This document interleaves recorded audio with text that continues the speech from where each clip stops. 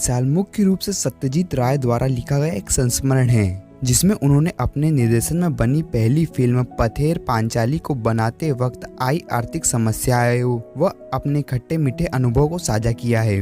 संस्मरण की शुरुआत करते हुए लेखक कहते हैं कि पथेर पांचाली फिल्म की शूटिंग 2.5 साल तक चली, मगर इन 2.5 सालों में हर रोज शूटिंग नहीं होती थी, क्योंकि लेखक उस समय एक विज्ञापन कंपनी में नौकरी करते थे। इसलिए वो कंपनी के काम से फुर्सत मिलने के बाद और पैसे का इंतजाम करने के बाद ही शूटिंग करते थे।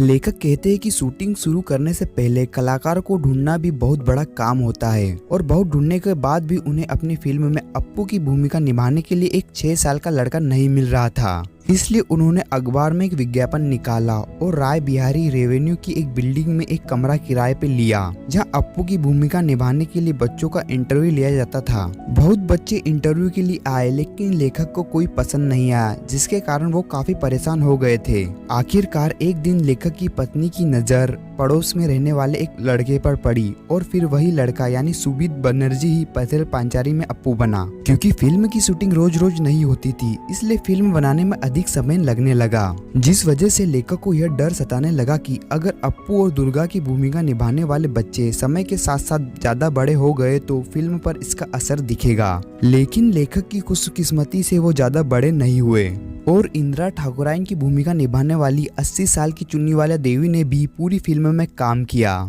फिल्म की शूटिंग के लिए लेखक अप्पू और दुर्गा को लेकर कलकत्ता से लगभग 70 मील दूर पालसीट नाम के गांव पहुंचे, जहां रेल लाइन के पास काश फूलों से भरा एक मैदान था और उसी मैदान में अप्पू और दुर्गा पहली बार रेलगाड़ी देखते हैं। इस सीन की शूटिंग होनी थी, क्योंकि सीन बड़ा था, इसलिए एक दिन में इसकी पूरी शूटिंग नहीं हो पाई और कलाकार, निर्देशक, छायाकार आदि सभी नए होने के कारण घबराए हुए थे। इसलिए बाकी के सीन को बाद में शूट करने का निर्णय लिया गया। लेकिन 7 दिन बाद जब लेखक दोबारा वहां शूटिंग करने पहुंचे, तब सारे काशफूल जानवर खा चुके थे। इसलिए उन्होंने बाकी के आधे सीन की शूटिंग अगली शरद ऋतु में जब दोबारा काशफूल खिले तब की। इस सीन की शूटिंग के लिए 3 रेलगाड़ी का इस्तेमाल किया गया। सफेद काशफूलों की पृष्ठभूमि पर काला धुआं छोड़ती रेलगाड़ी वाला सीन अच्छा दिखे, इसलिए टीम के एक सदस्य अनिल बाबू रेलगाड़ी चलते समय इंजन ड्राइवर के केबिन में सवार हो जाते थे और शूटिंग की जगह पर पहुंच जाने पर वो बॉयलर में कोयला डालना शुरू कर देते थे ताकि रेलगाड़ी काला धुआं निकाले। इस फिल्म को बनाते वक्त लेखक को कई आर्थिक परेशानियों से गुजरना पड़ा था, जिन्हें वो कुछ उदाहरणों के जरिए हमें बताते हैं। सबसे पहले लेखक बताते हैं कि फिल्म में भूलो नाम के कुत्ते का एक सीन फिल्माना था, जिसके लिए उन्हें कुत्ता तो गांव से ही मिल गया था, मगर आधा सीन शूट करने के बाद रात होने लगी और साथ ही लेखक के पास पैसे भी खत्म हो गए। 6 महीने बाद जब पैसे इकट्ठा करके लेखक दोबारा बोडाल गांव पहुंचे तो पता चला कि वह कुत्ता मर चुका है। फिर एक भूलो जैसे दिखने वाले कुत्ते को ढूंढकर बाकी की शूटिंग पूरी की गई। लेखक कहते हैं कि ठीक यही समस्या एक कलाकार के संदर्भ में भी पैदा हुई। फिल्म में मिठाई बेचने वाले श्रीनिवास की भूमिका निभाने वाले कलाकार की भी आधी सीन फिल्माने के बाद मृत्यु हो गई।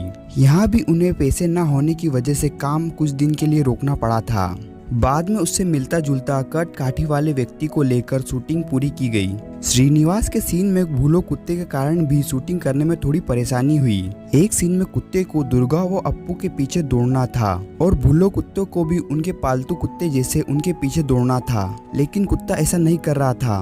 अंत में दुर्गा के हाथ में थोड़ी मिठाई छुपाई गई और उस कुत्ते को दिखाकर दौड़ने की योजना बनाई गई, ताकि मिठाई देखकर कुत्ता दुर्गा के पीछे पीछे दौड़े। योजना सफल हुई और लेखक को मन के मुताबिक सीन मिला और शूटिंग पूरी हुई।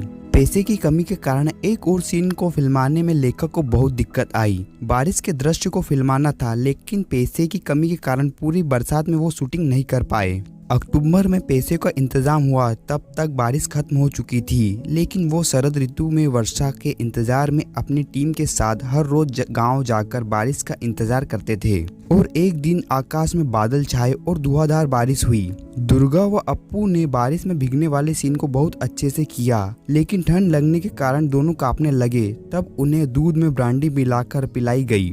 लेखक कहते हैं कि शूटिंग करने के लिए गोपाल गांव के बजाय बोडाल गांव ज्यादा अच्छा था। क्योंकि अप्पू दुर्गा का घर, अप्पू का स्कूल, गाँव के मैदान, खेत, आम के पेड़, बांस की झुरमुट आदि उन्हें वहां आसानी से मिल गए थे। लेखक को बोडाल गांव में एक 60-65 साल के विचित्र व्यक्ति सुबोध दा भी मिले, जो अपनी झोपड़ी के दरवाजे में अकेले बैठकर कुछ न कुछ बड़वाते रहते थे।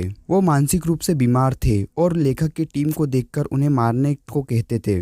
लेकिन बाद में लेखक का सुबोध दा से अच्छा परिचय हो गया था। वो उन्हें वायलिन पर लोक गीतों की धुन बजाकर सुनाते थे।